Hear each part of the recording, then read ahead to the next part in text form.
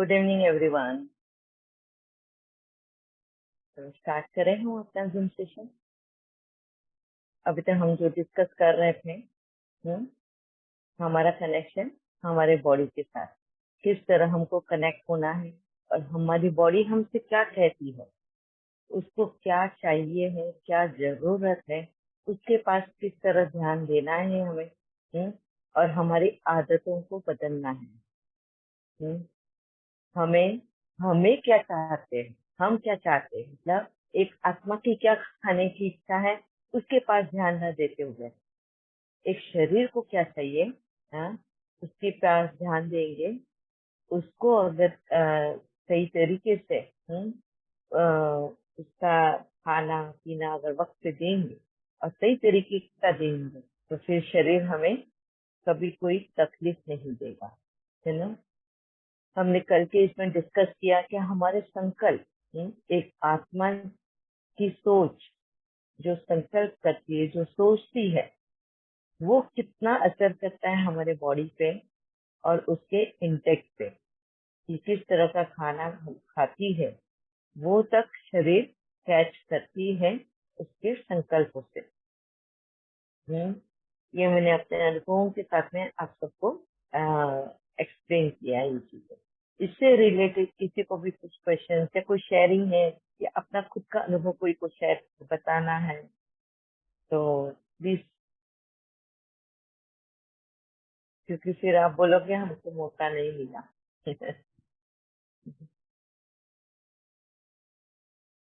किसी को भी नहीं? ठीक है। कल तक हमने लिया था एसिडिटी, वात के बारे में। अरे वाह, वेरी नाइस। या विद्या बहन?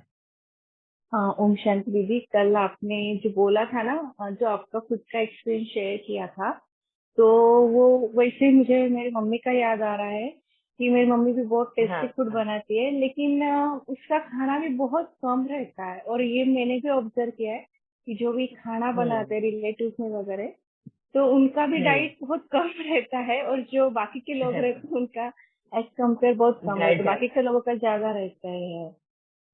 तो अब वेरी वो नाइस। समझ में आ गई। और मैं उसको बोलती थी तू इतना कम कैसे खा रही है, तुझे कितने सारे काम कर रहे हैं और घर में भी वो हम्म। पूरा काम करती, लेकिन फिर भी उसका डाइट बहुत कम रहता है। अब यस, उसका आंसर और मिल एक्टिव गया। भी रहते हैं, वो एनर्जेटिक भी रहेंगे। हाँ हाँ, बहुत एनर्जेटिक। और दीदी, एक यस। आपको भी एक क्वेश्चन है, मतलब आपका जो यही लग रहा था, तो वो मुझे भी क्वेश्चन था कि ये कैसे, क्या आपका बॉडी कैसे मैनेज करता है करके, लेकिन फिर आप हम्म। स्लीप का भी कैसे मैनेज होती है आपकी बॉडी, मतलब कम हाँ। बहुत आप कम नींद लेते हैं ना, तो फिर भी आपकी भी तो हम्म। कोई एक्टिविटी नहीं बढ़ती है, तो उसका हाँ। भी आप बताना solution, मतलब जो आप नींद के बारे में तो वैसे भी मैंने बताया है कि जैसे मैं कुक फूड नहीं खाती हूँ, तो मेरी जो एनर्जी, जैसे आमतौर पे जो भी पका हुआ खाना खाते हैं या कुछ भी खाना खाते हैं, तो उसको भी शरीर को उसकी एनर्जी वो डाइजेस्ट करने में लगती है ना। तो मैं अगर कुछ फूड खाती नहीं हूँ, तो मेरा जितनी भी एनर्जी वो सेव हो जाती है और वो एनर्जी मैं यूज करती हूँ बाकी के सारे कामों में, है ना। और जब बॉडी यूज करती है वो एनर्जी फूड डाइजेस्ट करने के लिए, तो उसका पूरा ध्यान जो है वो फूड डाइजेस्ट करने में एनर्जी यूज होने की वजह से शरीर को थकावट महसूस होती है और इस वजह से वो सोती है, शरीर को नींद लेती है। बिकॉज जब शरीर शांत पड़ा रहता है ना, उस वक्त शरीर के मैकेनिज्म को वो यूज करने में बहुत आसान रहता है, और इसलिए हमें ड्राउजी फील होता है जब भी खाना खाते हैं। कभी हैवी खाना खा लिया तो और भी ज्यादा ड्राउजी फील होता है। ड्राउजी फील होना यानी नींद जैसा, बहुत ज्यादा नींद। अगर जिस दिन मीठा खा लो, हाँ, या तला हुआ फूड खा लो या बहुत ज्यादा खाना खा लो, अगर मन पसंद हो तो हम कुछ एक आध रोटी ज्यादा भी खा लेते हैं, है ना। या कहीं शादी वादी में जाओ, किसी के कहने पे से भी हम ज्यादा खाना खा लिया जाता है, तो उस वजह से नींद ज्यादा आ जाती है, क्योंकि वो डाइजेस्ट करने को उसकी मेहनत करती है शरीर को। और मेरे मामले में ऐसा नहीं है, मेरे मामले में मैं खाती ही नहीं हूँ, और उस वजह से मेरी एनर्जी पूरी सेव हो जाती है। जो यूटिलाइज तो करनी होती है, वो सेव करके करेंगे क्या, तो इसके लिए मेरी एनर्जी सिर्फ बाकी के सारे कामों में और इसमें यूज हो जाती है। एंड कंपैरेटिवली आप लोगों के साथ साथ में वैसा ही सेम उतने ही मैं मैनेज कर सकती हूँ सब काम को। ठीक है, यह सीमा बहन, होप विद्या बहन आपको आंसर मिल गया हो। यह सीमा बहन,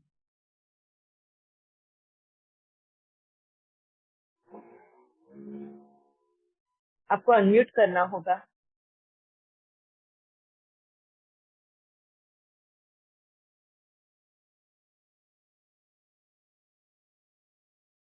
आप लोगों को आवाज आ रही है ना मेरी?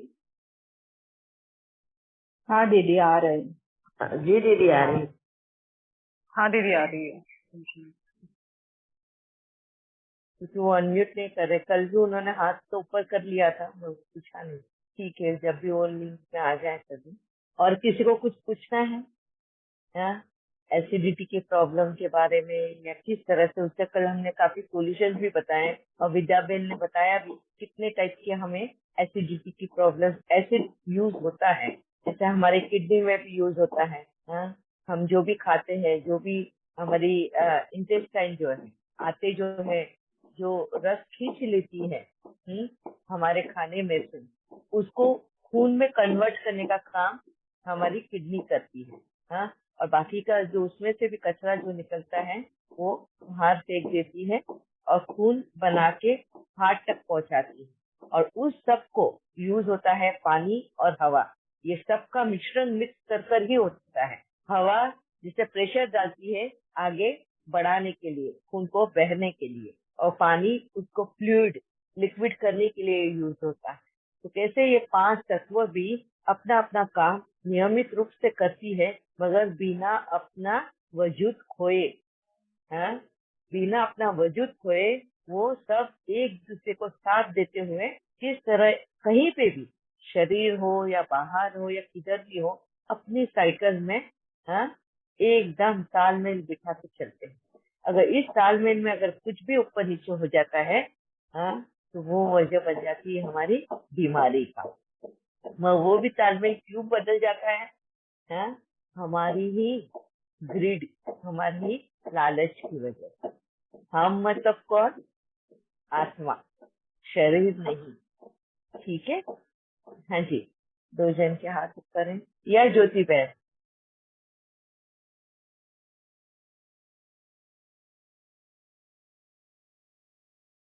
अनम्यूट करना। ओम शांति दीदी, जैसे आपने बताया ओम शांति। वो ओम शांति दीदी, मुझे काफी मेडिसिन थी यूज कर रही थी। तो एक तो डिप्रेशन की खाती, थायराइड की, फिर आर्थराइटिस की। तो उससे दीदी मुंह सूखता है, तो वो कौन सा तरीका? जब जैसे मैं मेडिटेशन कमेंट्री या अपने स्कूल का मेरा प्रोफेशन ही टीचिंग है, तो जब मुझे बोलना पड़ता है, लंबे लंबे लेक्चर देने पड़ते हैं, तो मुंह सूख जाता है दीदी। तो वो समझ नहीं आती है, एकदम इनटेक पानी करते हैं या ग्लूकोज लेते हैं।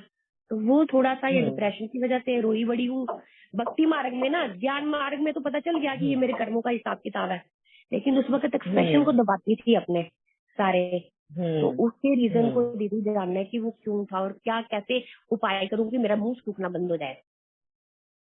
एक्चुअली अगर मुंह सूख रहा है, ड्राइनेस आ रहा है मुंह में, इसका मतलब कि आपकी बॉडी में एसिडिटी, पित्त का जो प्रवाह है ज्यादा है। पित्त की वजह से ड्राइनेस आती है, और ये पित्त आपकी इसमें जो बन रहा है वो मेडिसिन की वजह से, दवाइयों की वजह से ज्यादा पित्त हो रहा है आपको। तो ये फॉर्मूला ही है वो मेडिसिन का कि आपको बहुत ज्यादा पानी पीना है। जितना आप पानी पियोगे उतना आप यूरिन पास करोगे, और वो दवाई का जितने भी टॉक्सिन जमा होती है हमारे बॉडी में वो ड्रेन आउट हो जाए। तो मुंह सूखता है मतलब आपका वो एक तरह का यही है, इंडिकेशन है कि आपको पानी पीना बहुत जरूरी है, ताकि आपका जो फायर एलिमेंट है वो बैलेंस हो। ये जो मेडिसिन से आपकी फायर एलिमेंट को और एग्रीवेट कर रहा है, मतलब अग्नि तत्व। ठीक है, तो पानी तो बहुत मेडिसिन है एक तरह का। जितना ज्यादा पानी पिएंगे उतनी अपनी आपकी टॉक्सिन बह जाएगी, निकल जाएगी। हाँ जी दीदी, मैं सुबह 1 लीटर पीती हूँ, अगर नहीं पीऊँ मेरा मुंह सूज जाता है, स्वेलिंग आ जाती है, तो मैं पीती हूँ उसके लिए ना। ओम शांति, थैंक यू दीदी। ओम शांति। और अगर उसमें आप थोड़ा सा नींबू निचोड़ कर पी ले या कुछ, तो फिर ड्राइनेस नहीं होगी एंड आपका जो पित्त एसिडिटी भी है वो कम होगा। ठीक है, थैंक यू दीदी, थैंक यू। ओम शांति। हाँ जी सीमा बहन, अभी आप हो ऑनलाइन? हाँ दीदी, ओम शांति। हाँ जी ओ ओम। हाँ, ये भाई है मेरा, और हाँ, कुछ दिनों से दीदी खाना नहीं खा पा रहा है, मतलब गले में जा नहीं रहा है वो। गले खाना में जैसे, नहीं जा रहा है?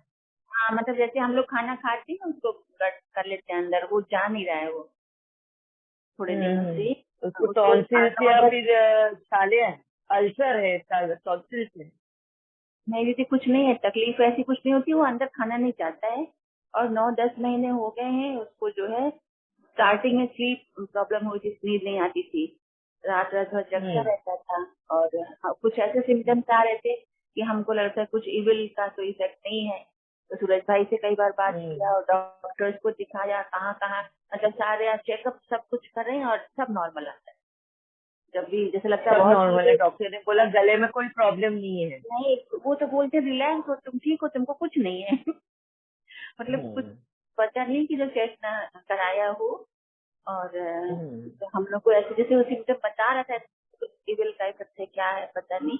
पानी भी चार्ज करके दे रहे हैं जैसे भाई जी बताते हैं, और खाना भी बाबा को खूबी लगा के खिलाते हैं। इधर 8-10 से ये प्रॉब्लम हुई है, पहले तो ये था कि नींद नहीं आ रही है, डिस्टर्ब है, जैसे ब्रेन को एनर्जी दे रहे हैं जैसे भाई जी बताते हैं। तो वो सब कर रहे हैं, बाबा को भूख लगा के खाना खिला रहे हैं सब कुछ, लेकिन उसको जो भी सिम्टम्स आते हैं, परेशानी होती है कि मतलब हॉस्पिटलाइज करो, वहाँ ले जाते हैं। वो खुद ही डॉक्टर है वो। अच्छा, वो हाँ, खुद भी डॉक्टर है? खुद भी डॉक्टर है, मेडिकल कॉलेज में असिस्टेंट प्रोफेसर है। और मतलब किस खुद चीज डायग्नोसिस, के टाइप के डॉक्टर है? वो है। भैया बात करोगे दीदी से, आओ एक मिनट बात करो। जनरल प्रैक्टिशनर है? नहीं दीदी, बात करा दीदी। ओम शांति दीदी। ओम शांति। बताइए। ओम शांति दीवानी दादा। हाँ, आपको मतलब गले में कोई प्रॉब्लम नहीं है, कुछ भी नहीं है? नहीं अभी तो प्रॉब्लम नहीं है, अभी रिजॉल्व हो गया। तो 7-8 दिनों से मतलब पहले प्रॉब्लम था आपको? प्रॉब्लम स्वॉलोइंग की थी, खाना खाने का जो स्वॉलो होता है ना वो लेस था। हाँ। तो अभी तो ठीक आ गया है।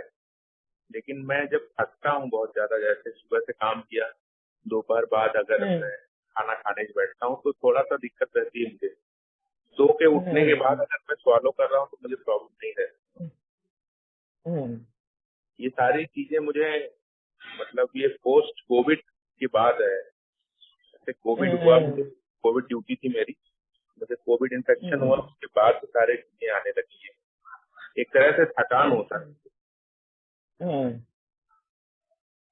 यस, अभी तो बॉडी में इन्फेक्शन है ना, उस हाँ, वजह से है।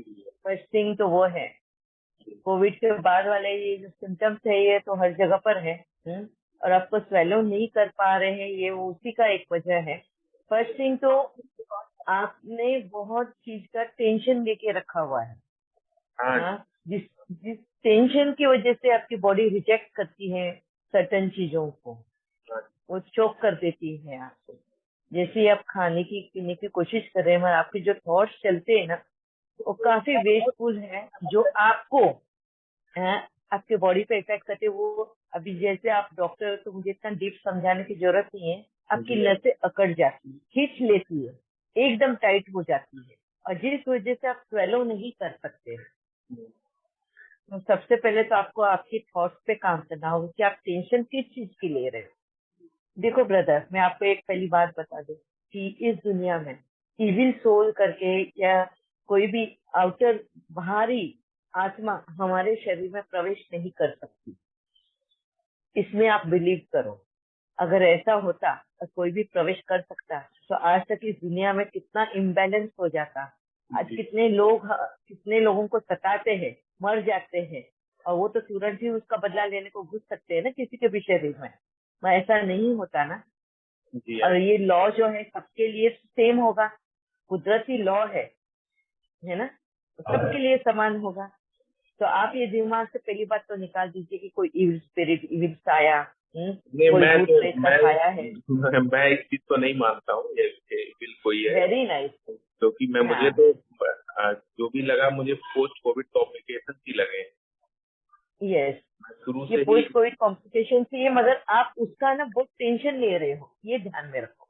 एक्चुअली मैं एम्स दिखा चुका हूँ, एम्स दिल्ली में और हम्म लखनऊ में, SCPGI, हर जगह है। तो अलग अलग तरह से डायग्नोसिस बनती है। एम्स दिखाया कुछ और बताया, यहाँ बताया कुछ और बताया। तो जो मेरा जो सिम्टम है उसके अकॉर्डिंग अलग अलग डायग्नोसिस बनाते हैं लोग। यस, मेरे भी आंखों का ऐसे ही हुआ है, मेरे भी पेट का ऐसे ही हुआ कि मैं डाइजेस्ट क्यों नहीं कर सकती हूँ। अगर चाय पी सकते तो फिर दूध क्यों नहीं पी सकते, जूस क्यों नहीं पी सकते।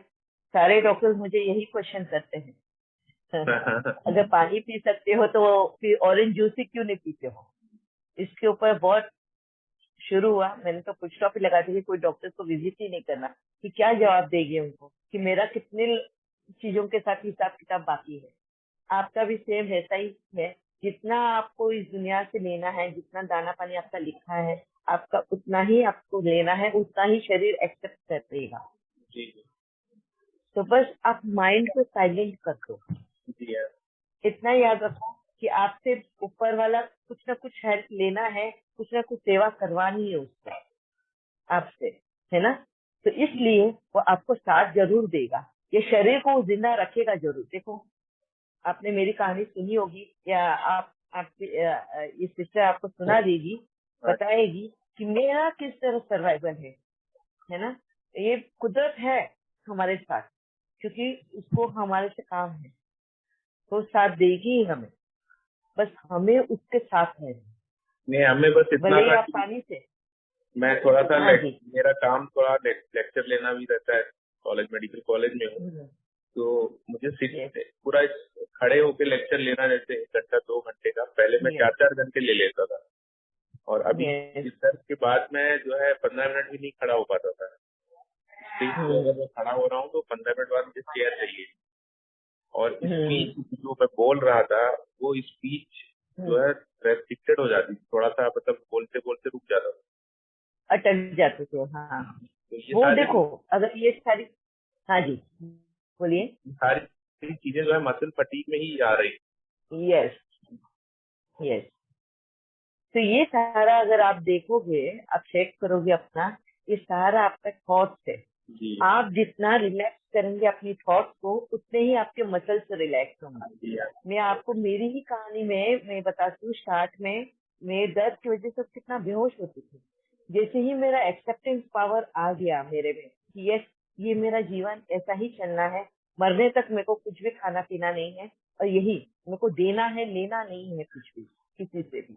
जब मेंटली मैंने ये एक्सेप्ट किया, मेरे को बिल्कुल टेंशन नहीं। अब मैं ये नहीं सोचती कि मैंने इतना सही पानी पिया, इतना सही खाया, इतना सही चाय पिया। मेरा तो कितने बार ऐसा, आज भी आप बोलते हो ना, हर 15 मिनट में बैठना पड़ता है। मैं आज भी सवेरे 6 बजे उठती हूँ, 6 बजे जो खड़ी रहती हूँ, दोपहर के 1, 1:30, 2 बज जाते हैं स्टैंडिंग पोजीशन। मुझे भी, मैं 9 मंथ हो गया मुझे, मैं 9 मंथ से मतलब 1-2 घंटे का स्लीप था मुझे, लेकिन अभी जब से मैं मेडिटेशन वगैरह करने लगा हूँ तो ये स्लीप वगैरह थोड़ा ठीक हुआ है। पर अभी भी मैं सीपैप मशीन लगा के ही सोता हूँ। सीपैप पे हूँ क्योंकि मसल सब लूज। अभी आप, हाँ, मैं अगर आपको ये सजेस्ट करूँ कि आप सवेरे जब उठते हो ना, सबसे पहले आप अपने आप से कनेक्ट करो, एक सोल का कनेक्शन खुद के साथ। ओके, यू आस्क योरसेल्फ, आप अपने आप को पूछो क्वेश्चन कि क्या वजह है कि मेरा मन अशांत है, क्या वजह है, मैं कौन सी ऐसी चीजों को पकड़ के रखा हूँ, क्या मुझे परेशान कर रहा है। अपने आप को फेस करो पहले, और जो भी तुम्हारे माइंड में आता है जस्ट राइट डाउन, आप एक पेपर पे लिखो, लगे तो, है ना। और उसकी वजह ढूंढो कि क्या मैंने ग्रज पकड़ के रखा है, क्या किसी के लिए मैंने वो बदले की भावना, या कुछ भी डर, किस चीज का डर है अगर है तो, ये सारा आप उसको एनालाइज करो, और धीरे धीरे उन सब का आप आंसर दो। ये जब आप आंसर देना शुरू करोगे ना, आप देखना आपका माइंड कितना रिलैक्स होता है, क्योंकि आपको सॉल्यूशंस भी दिखेगा, आपको रास्ता दिखेगा कि आपको किस रास्ते पे चलना है, आपका लाइफ का पर्पस आपको मालूम पड़ेगा, जैसे आपका लाइफ का पर्पस मालूम पड़ा, आप वहां पे वॉक करना शुरू करोगे ना, वो जर्नी अपने आप आपकी बॉडी हील होना शुरू होगी। आपको ये जो 15 मिनट के बाद थकान होती है, ये होता है, ये सारा माइंड गेम। क्योंकि आप जिस तरह के संकल्प करोगे कि अरे इतना टाइम हो गया मैंने खाया नहीं, इतना टाइम हो गया मैंने पिया नहीं, इतना टाइम हो गया ऐसे, मेरा शरीर क्या कर रहा है, मेरा शरीर कैसे साथ देगा, ये तो हम फिक्र कर रहे हैं अपने शरीर का। पहले हमको फिक्र करनी है अपने आप की, है ना। जितना हम अपने आप की फिक्र करेंगे ना, शरीर हमें उसका साथ देगा। आप करके देखना, मुझे 15 दिन के बाद में आप जरूर मिलना और मुझे बताना उसका रिजल्ट क्या है। जी या मैं मिलूंगा। Thank you. Yes, thank you very much brother. Yes Santosh भाई। ओम शांति दीदी। ओम शांति। अच्छा दीदी, जैसे ये मैंगो का सीजन शुरू होता है, आम का सीजन, तो बच्चों को गर्मी के दाने शुरू हो जाते हैं, गर्मी के दाने निकलते हैं, तो उसके लिए वो थोड़ा सा उनको यानी होता है, यानी हीट की वजह से, तो उसके लिए क्या करना चाहिए? जैसे आप बता रहे थे कि रेशेस आते हैं तो ऑरेंज जूस वगैरह का इस्तेमाल, तो गर्मी में तो ऑरेंज जूस अवेलेबल नहीं है ना, तो उसका अल्टरनेट क्या है? और गर्मी के दानों से ऐसे क्या करें जो यानी जो उसकी फास्ट रेमेडी हो जाए जिस तरह। यस यस, फर्स्ट थिंग तो गर्मी में जो रैशेस आते थे वो कौन से टाइप के रैशेस है वो देखता है। आप जैसे गर्मी के दाने अगर बोल रहे हो, घमोरिया है क्या? अगर घमोरिया है इसका मतलब पसीना आ रहा है तुम्हारी बॉडी पे, और पसीने पे डस्ट मतलब धूल मट्टी बैठ जाती है। और अगर हम वो धूल मट्टी बैठती है, और अगर हम गर्मी में कम से कम 2 या 3 बार नहाए, अगर नहीं नहाया जाता है तो मुंह हाथ धो लेकर, हाँ मुंह हाथ धो ले, अपना पसीना साफ करें। जिससे क्या होगा, हमारे जो शरीर स्किन के ऊपर पोर्स होते हैं, गड्ढे होते हैं ना, जिससे पसीना निकलता है, वो बंद नहीं होंगे। वो बंद होने की वजह से घमोरे आती है ना, जो दाने निकल के आते हैं गर्मी की वजह से। वो एक पहले हमको ख्याल रखना है। दूसरा होता है रैशेस आना। एक तो एलर्जिक खाना खाते हैं हम, कभी कोई चीज हमारी बॉडी को डाइजेस्ट नहीं करती, एलर्जी हो जाती है उससे। स्पेशली बहुत बार लोगों को दूध की एलर्जी के बारे में होता है। दूध में बैक्टीरियाज होते हैं, और वो सर्टन बैक्टीरियाज है जो जिसको हमारी बॉडी को आदत नहीं है उससे फाइट करने की, है ना। तो वो हावी हो जाते हैं हमारे शरीर को, और वो रैशेस के रूप में दिखाई देते हैं। वो एक एलर्जी होती है, लैक्टो एलर्जी का, या फिर कोई सर्टन चीजों की एलर्जी का, वो रैशेस अलग होते हैं। उसके लिए आपको एंटीडोट लेना पड़ता है, एंटीडोट बोलते हैं उसको। तो वो तो आपको डॉक्टर ही प्रिस्क्राइब कर सकता है, वो मैंने, क्योंकि आपको फाइंड आउट करना होता है कि किस चीज की एलर्जी है। तीसरी रैशेस है हमारे इसकी क्या बोलते हैं, हम जो एसिडिटी की, हमारे स्किन के अंदर में जो एसिड फ्लूइड होता है, वो जब सनरेज के साथ में कांटेक्ट में आता है, तो उस वजह से हमारी स्किन पे रैशेस आ जाते हैं। अगर वो वाली है तो उस वक्त में आप लेमन तो मिलता ही है, हाँ, लेमन का जूस लगा सकते हो, या तो फिर नीम के पत्ते होते हैं ना, कड़वे नीम पता होगा सबको, हाँ, वो नीम के पत्ते पानी में उबाल के उससे अगर नहा लेते हो तो भी आपके रैशेस कम हो जाते हैं। ठीक है, मगर आम खाने से रैशेस नहीं आते। आम गर्मी के मौसम में अगर मिल रहा है तो आम ठंडक देता है, गर्मी एसिड क्रिएट करती है, और आम अल्कलाइन है, वो एसिड को कम करता है। हमारी कुदरत जो है ना, वो बहुत बुद्धिमान है, वो सीजन के अकॉर्डिंगली फल फूल फ्रूट सब देती है हमको, बैलेंस करने के लिए, हमारे शरीर को बैलेंस करने के लिए।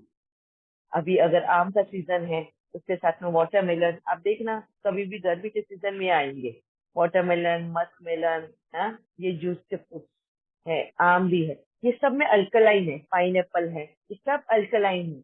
और गर्मी के सीजन में हमारा एसिड लेवल बढ़ जाता है।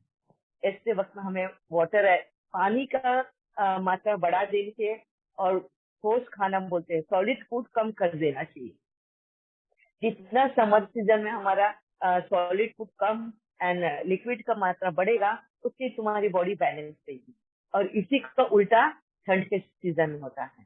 ठंड के सीजन में पानी की मात्रा कम और सॉलिड फूड ज्यादा होना चाहिए। ठीक है। जी दीदी, बिल्कुल ठीक है दीदी, ये आपने सही बताया। दीदी बच्चों को जैसे अलाइयाँ निकली है ना, अलाइयाँ निकलती है वो, जिस तरह से छोटे छोटे दाने बच्चों को, अलैया क्या होती है? वो ये इचिंग एलर्जी इचिंग वाली एक दाने। जैसे इचिंग तो थोड़ी घमौरिया है। अच्छा, नहीं हम सिंधी में तो यहाँ उसको पे तो हम लोग घमौरिया। अलाइयाँ कहते हैं, आरायूं हाँ आरायूं कहते हैं। तो गर्मी दाने दीदी, गर्मी दाने। गर्मी के दाने वगैरह हाँ, कहते हैं गर्मी के दाने। हाँ, उसी को हम बोलते हैं, घमौरिया बोलते हैं यहाँ पे सब। उसके लिए तो बहुत टाइप के पाउडर्स भी आए हुए हैं। वो बच्चों में निकलती है क्योंकि वो खेलते कूदते हैं ना मट्टी में, इसमें धूल चिपक जाती है स्किन को पसीने के साथ में, और पोर्स बंद हो जाते हैं। हमारे स्किन में पोर्स होते हैं ना, पोर्स देने जो क्या बोलते हैं उसको, गड्ढे जहाँ बाल रहते हैं, गड्ढे होते हैं। हाँ, उसको इंग्लिश में पोर्स बोलते हैं। वो पोर्स अगर बंद हो गए तो घमौरिया आती है, जिससे खुजली बहुत होती है। हाँ, घमौरिया है, उसको तो सफाई की ही जरूरत है। स्किन की सफाई करना बहुत जरूरी है उसके लिए।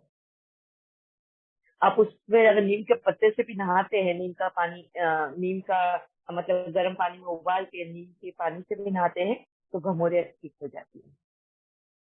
ठीक है। दीदी ऐसे इसमें नहीं क्या, अगर दुर्वा मिलती है जो अपन गणपति को चढ़ाते हैं, गणेश जी को, हाँ, घास।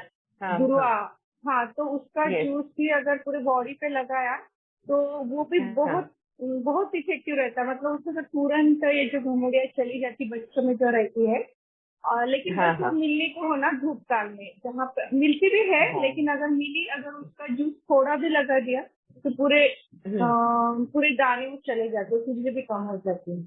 ठंडा रहता है ना वो, अच्छा। जैसे इसलिए तो हमने वो इसलिए अपन चढ़ाते ना, वो जो मिथिकल जो भी मैथोलॉजिकल स्टोरी बनाई है हाँ अपने हाँ। गणेश जी की, ओके। तो वो भी वैसे ही है कि उसका पेट ठंडा होना चाहिए, इसलिए अपन वो चढ़ाते करके। Okay, very nice, thank you Vidya बहन कि इन्होंने कहा कि जो घास के 3 पत्ते होते हैं ना, जो ऊपर का एकदम घास में जो ऊपर के 3 पत्ते जो हम मंदिरों में भी गणेश की मूर्ति पे चढ़ाते हैं, अगर आप सबको पता होगा, तो वो बोले कि अगर वो वाले वैसे पत्ते मिल जाते हैं तो उसको भी पीस के अगर तुम स्किन पे लगाते हो या उसको जूस अगर स्किन पे लगाते हो तो घमौरिया ठीक हो जाती है, बहुत जल्दी उससे राहत मिलती है। ठीक है। जी दीदी, thank you very much. Yes Santosh Archana भैया, मैम। पान वाटते थे डब चना, डब कहते हैं यहाँ पे सिंधी में, डब के पत्ते। हाँ, वेरी नाइस, थैंक यू राजा भाई। ओके। यस अच्छा दीदी, अर्चना। एक मेरा क्वेश्चन है। हाँ जी, एक मिनट में अर्चना बहन को पूछ लो, आपको भी पूछती हूँ। यस यस दीदी अर्चना बहन। ओम शांति। ओम शांति। दीदी मेरी बेटी है 22 साल की। तो उसे जैसे एलर्जी टाइप है ऐसे स्किन पे, हाथों पे, जैसे पानी मतलब बरसात होती है ना, थोड़ी थोड़ी भी बरसात अगर, और उस बरसात में भी अगर वो आई भीगती हुई तो उसके हाथों में भी ऐसे खुजली आ जाती है और ऐसे पिंक कलर के ऐसे स्पॉट आ जाते हैं, बड़े बड़े बड़े बड़े, खुजाती रहती है वो। और ठंडी में भी वैसे उसको होता है। तो जैसे उसको फिर स्किन एलर्जी है क्या? वो हाँ, स्किन एलर्जी है क्या उसका प्रॉब्लम? वो बहुत उसको मतलब खुजली ज्यादा होती है और स्पॉट भी बहुत बड़े बड़े आते हैं। स्किन एलर्जी ठंडी है, में बारिश में पानी में भीगने की वजह से नहीं होता है, गीले कपड़े शरीर के ऊपर ज्यादा देर रखने की वजह से वो रैशेस आते हैं। नहीं दीदी, ऐसे क्लास से आती है ना वो, जैसे 5 मिनट में अगर भीग गई तो वो भी उसमें भी हो जाता है उसको।